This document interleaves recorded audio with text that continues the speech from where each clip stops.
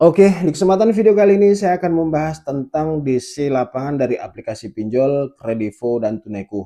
Ya, aplikasi Kredivo dan Tunaiku ini memiliki DC lapangan ataupun FC yang hampir merata di seluruh Indonesia. Jadi untuk Anda yang gagal bayar di aplikasi Kredivo dan Tunaiku ini jangan panik. Tetap tenang walaupun DC sering berkunjung ke rumah Anda. Dan jangan pernah menjanjikan untuk melunasi hutang ataupun membayar cicilan pinjol Anda di aplikasi Tunaiku dan Kredivo ini. Dalam kondisi Anda tidak punya uang, ya, memang sudah tidak mampu lagi untuk membayar. Nah, di sini ada pertanyaan di salah satu video saya. Saya tidak pernah menjanjikan, tapi tetap datang mulu Kredivo dan Tunaiku. Nah, si kakak ini dia pernah didatangi DC dan dia tidak pernah menjanjikan untuk melunasi ataupun membayar cicilan pinjolnya yang digagal bayarkan di aplikasi Kredivo dan Tunaiku. Kenapa kok masih saja datang DC ke rumahnya? Nah, yang pertama kita juga harus tahu dan kita juga harus sadar. Untuk DC lapangan ataupun FC itu memang memiliki tugas untuk menagih utang, ya, untuk menagih utang kepada nasabah yang gagal bayar. Nah, selanjutnya, sebagai nasabah yang gagal bayar, apabila kita dikunjungi DC lapangan ataupun FC, ya kita juga harus siap. Jangan panik intinya, ya. Jangan panik, jangan takut. DC lapangan datang ke rumah Anda itu untuk menagih hutang, tidak untuk memenjarakan ataupun mempidanakan Anda. Ingat, gagal bayar pinjol itu tidak bisa dipidana, ya. Jadi tetap tenang, jangan panik. Dan mungkin ada beberapa faktor yang menyebabkan DC ini aktif sekali berkunjung ke rumah Anda. Yang pertama, rumah Anda mungkin dekat dengan kantornya ataupun berada di kota besar, ya. Makanya dia aktif sekali berkunjung ke rumah Anda karena untuk biaya operasionalnya ataupun jaraknya itu tidak terlalu jauh dan tidak terlalu banyak. Makanya dia aktif.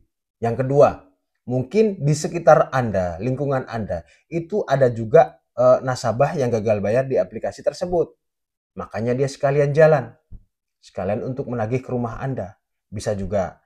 Yang selanjutnya yang ketiga penyebabnya adalah galbe Anda di aplikasi tersebut mungkin besar. Di atas puluhan juta atau ratusan juta. Makanya dia aktif sekali berkunjung ke rumah Anda. Karena nasabah yang prioritas, nasabah yang memiliki gagal bayar dengan nominal yang cukup besar. Itu bisa jadi faktornya. Terus yang terakhir faktornya, kalau DC datang ke rumah dan dia baik-baik saja, kita juga harus menyambutnya dengan baik-baik saja. Ajak ngobrol dia, ajak komunikasi. Kalau dia sering ke rumah dan orangnya itu-itu aja, nanti lama-lama kan kenal. Jadi enak untuk komunikasi. Kalau kenal itu pasti enak dikomunikasikan. Ataupun koordinasi, ya. Biarkan saja dia datang, mungkin dia memang menjalankan tugasnya sebagai DC. Yang dimana dia juga dituntut oleh atasannya yang harus dilengkapi laporan-laporan seperti dokumen. Oh, bahwasanya DC-nya sudah datang ke rumah nasabah yang gagal bayar. Nah, di foto crack. Nah, mungkin seperti itu. Mereka juga kerja juga. Dia ditekan juga sama bosnya. Harus mendapatkan target dari nasabah-nasabah yang gagal bayar. Itu bisa jadi. Dan kalau kita sudah kenal dengan dia, sering komunikasi, itu saya rasa enjoy-enjoy saja. Dan kita bisa menyampaikan kronologis yang sebenarnya kondisi keuangan kita. Kenapa kok kita nggak bisa lagi melunasi utang-utang pinjol? Kenapa kok kita gagal bayar? Nah, sampaikan aja. Dia juga manusia, juga punya hati dia. Pasti dia ngerti juga. Dibuat enjoy aja. Gagal bayar itu tidak menyeramkan. Di lapangan itu tidak menyeramkan, ya. Jadi jangan berpikiran kalau DC nanti datang dengan badannya besar-besar, marah-marah, ya, bentak-bentak, menyita aset ataupun barang-barang berharga Anda. Enggak, enggak. Kalau Anda sudah nggak mampu lagi bayar, ya sudah. Mereka nggak mungkin terlalu memaksa. Kalau yang berlisensi itu juga tahu aturan.